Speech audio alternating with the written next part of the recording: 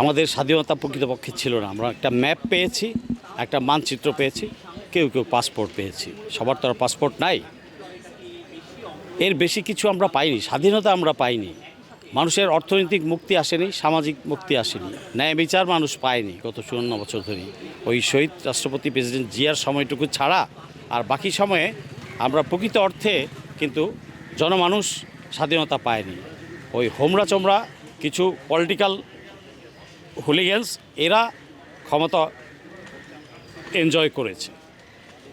আমরা জানি গত 16 বছর কি হয়েছে। গত 16 বছরে ভারতের হাতে পুরো দেশটাকেই বিক্রি করে দিয়েছে। আর কটা দিন যদি হাসিনা ক্ষমতা থাকতো, তাহলে একদিন সকালবেলা উঠে দেখতেন যে ঘোষণা দিয়েই ফ্ল্যাগ চেঞ্জ আর মানচিত্র চেঞ্জ, আর চাকরি বাকরিতে আমাদের সকলকে বিদায় নিতে হতো এই বাংলার ধীরে ধীরে কয়েক মাসের মধ্যেই। যেটা আমি বললেই হয়তো অনেকে ফিল করতে পারছেন না, বা বাস্তবে তাই ঘটতো। কেন গত 16 বছরে দেখেন নাই রাষ্ট্রযন্ত্রের, প্রশাসনের, ব্যবসা বাণিজ্যের, সরকারি বেসরকারি কলকারখানায় সব জায়গায় ভারতীয়রা বসে গেছে? তো বাকিটাও বসে যেত, সময়ের ব্যাপার ছিল মাত্র।